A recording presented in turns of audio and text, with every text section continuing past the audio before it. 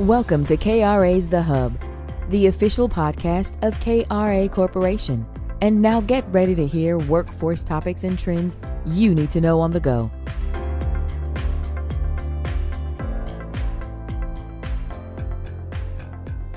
All right, this is Jonathan Overall. Welcome back here at KRA's The Hub podcast. We are live on site at the 2026 NOB Forum here in Las Vegas, Nevada. And today is day number 2. And we've had a lot of great conversations thus far at the forum, listening, learning, experiencing a lot of great content that has come across thus far. And today I'm joined, my first guest on day 2, by Ron Painter. He is the principal at Forbes Fields Associates. Many of you may know him as well as the former CEO of NOB. Ron, welcome to the Hub. Jonathan, thanks. It's a pleasure to be here, and it's interesting to be on this side of the microphone. Yeah, what is that like coming back in, and also in Las Vegas as well? Not yeah, Washington, it's in DC. Vegas. When you're on the other side of the forum, it is really a lot of stress. It's a lot of pressure. There are a lot of moving pieces. So to be on this side of the curtain doesn't feel so bad. It's a lot less stressful. That's great. Well, tell our audience, many of them know of you with your work at NOB. What are you doing today at Forbes Field Associates? So a couple things, Jonathan. One, still working with local workforce boards. So doing things like providing technical assistance on hey, are you familiar with a reg that does or a rule that does? I was just down in Florida with Northern Florida, Marcia and her crew to do an orientation for their board.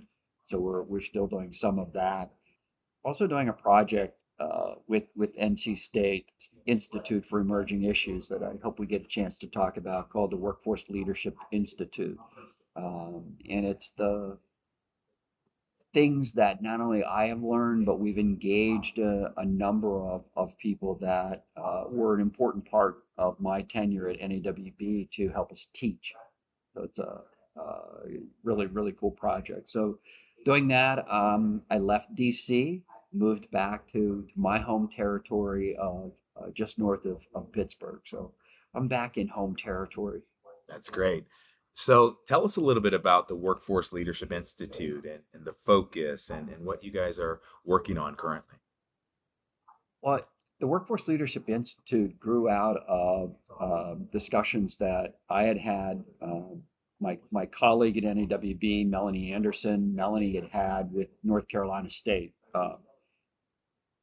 The Institute was interested in how do we develop regional collaboration? As you're aware, North Carolina, CNBC rates it as number 1 in business development and job growth.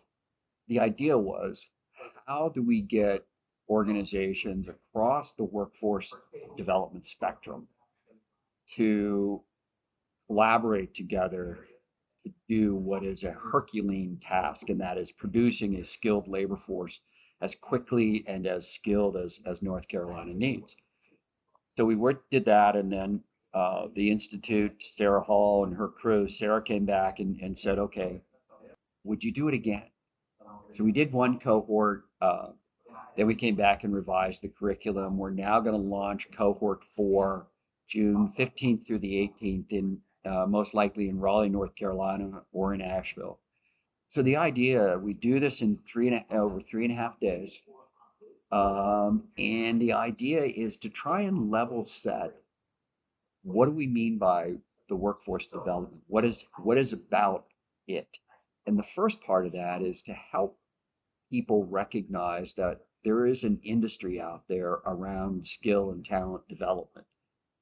You may work for a community college, you may work for a workforce board, you may work for KRA, but you're a part of this industry and effort to create a skilled talent force and to help people realize what they want to do and realize their potential.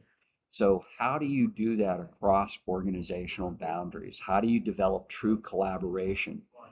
So we do sessions like Mel does a session on what's the history of federal policy, because we've learned from talking to the attendees and from executives from a number of organizations, many of them don't have a degree in poli-sci or public administration. So this idea of how does an issue rise to the public agenda was part of what we cover. So the idea is to look at where we've been with federal legislation and federal direction, both for what you and I would know as the workforce development.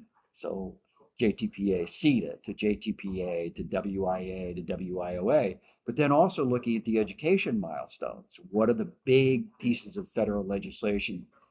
And more, like what was the policy thought behind it? So we do that. We do sessions on data analytics. Yeah, we all see the unemployment chart, but what's really in that chart? What can we honestly say about that unemployment number, and what doesn't it tell us? And so we examine what is common data that people might see, and what's really the meaning behind that. So we talk about what is really advocacy. What's advocacy versus lobbying? Because many people in the industry go, "Oh, I can't lobby. I can't lobby." But there's not a real clear understanding of what's the difference between lobbying, which federal grants, as you know, is prohibited, and advocacy. Very different things. So we cover those subjects. We cover leadership. We cover what it means to be a team member, because as you come together as a community, people from these various organizations now become part of a team different than the team for their own organization.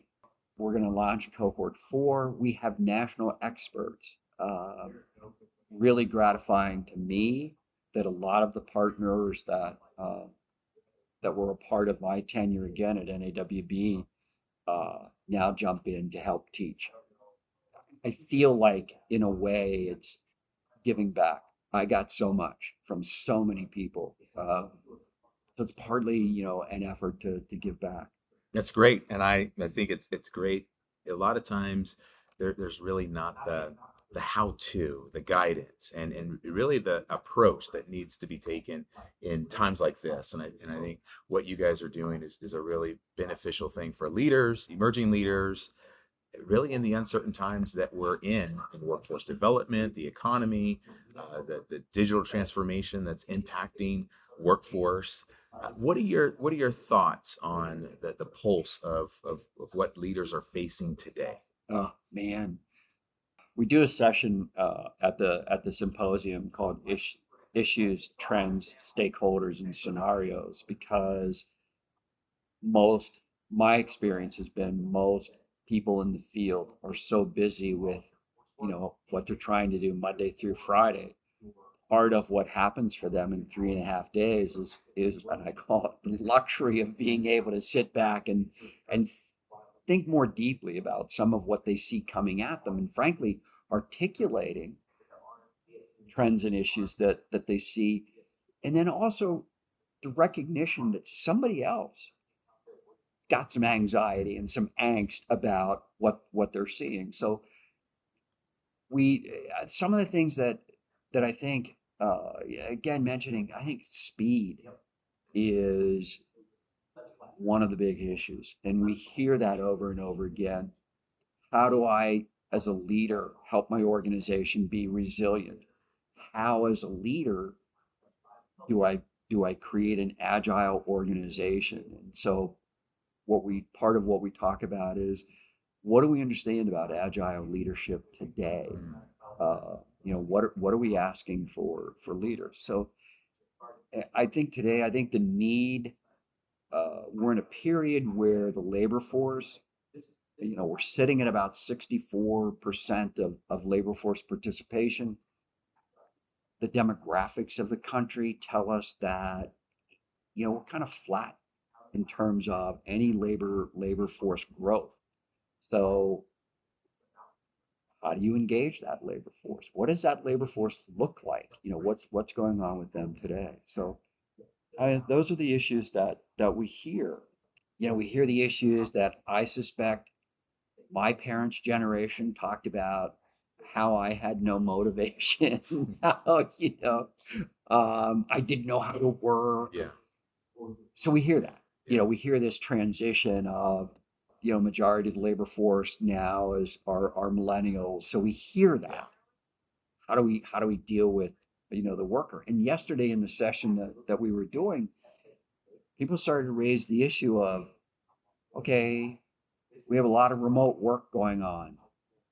That's a different way to manage.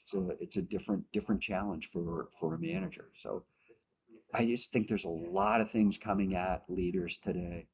What would you say would be some key leadership attributes, characteristics that would help really as a guiding principle for leaders managing that transformation? I think one of the big characteristics is that as chaotic as people may perceive their world, I think they're looking for vision out of the leadership of an organization. Where are we going? Because we've got to have a way to, not sure how to say it, but we have to have a way to reconcile what we're experiencing with what does that mean about my organization? What's that mean about my work?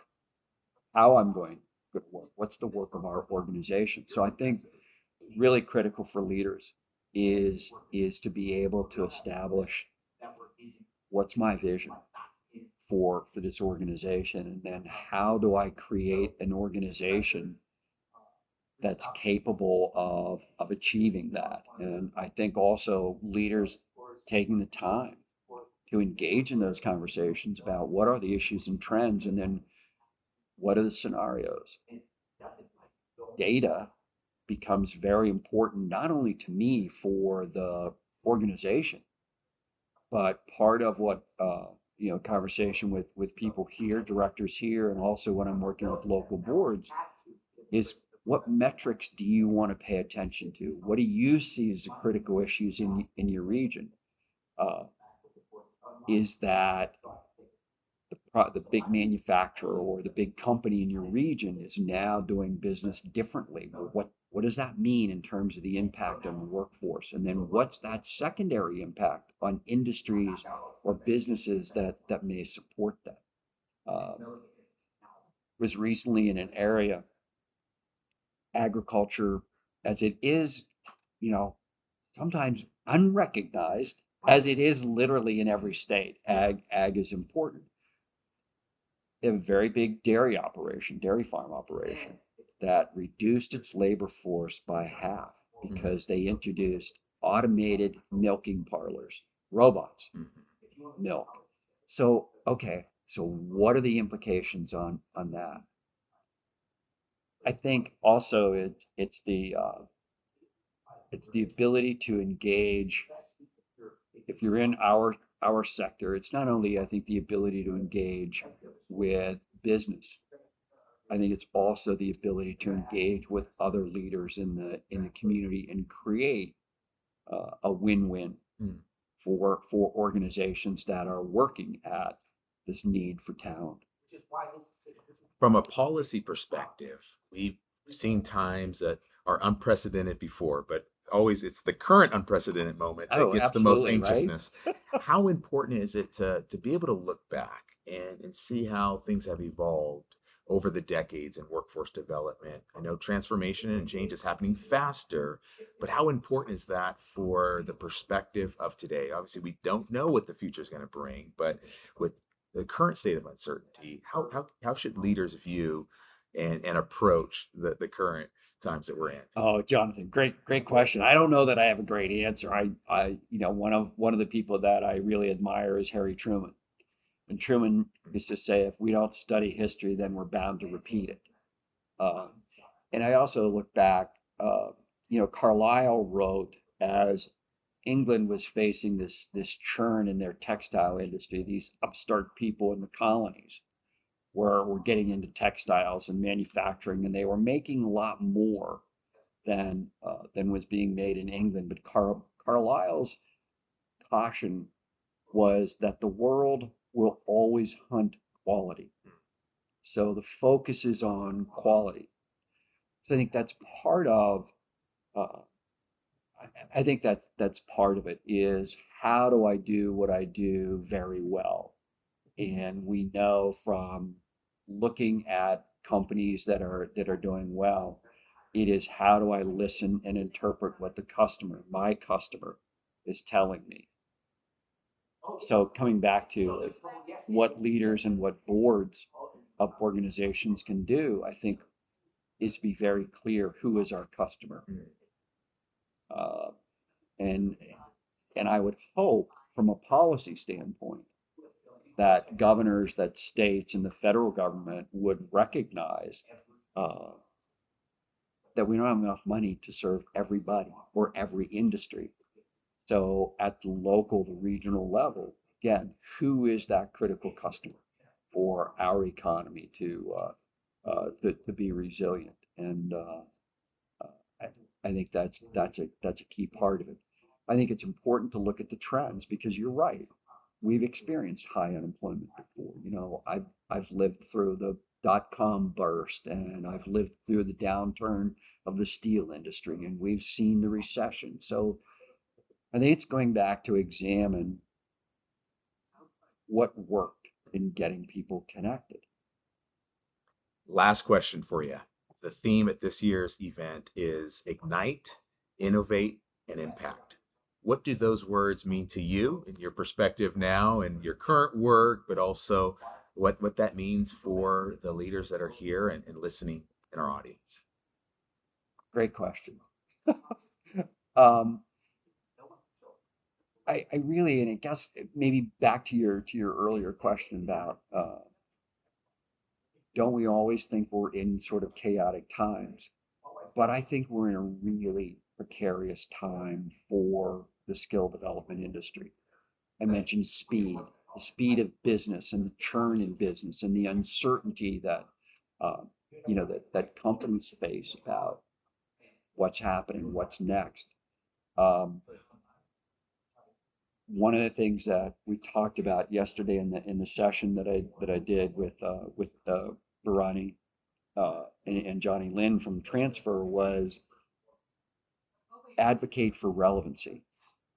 I think that this is a critical time for the workforce industry to really examine what are the constraints and how are those constraints impeding our ability to be agile, to be quick, and to be relevant in our labor markets.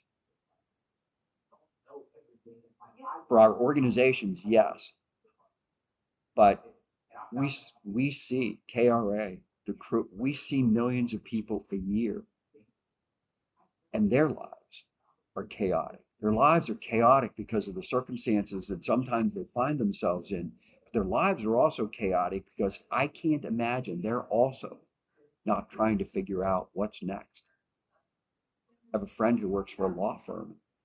You know, they just laid off about a third of the paralegals that they have because AI is doing some of that work. So I think that angst is out there. So I think we need to have the ability to respond to the labor market in our regions. And so I think this conference is really important because it brings people from across the country together, sharing ideas about what's working, but I think also sharing what is their act, and then what's the policy path for for NAWB and for other organizations to take to not only Capitol Hill, but to state legislators. Because states are responding, states are putting general revenue money into skill development. So I think now is a time for our expertise to shine. Leading through chaotic times with clarity, with precision, understanding our customer.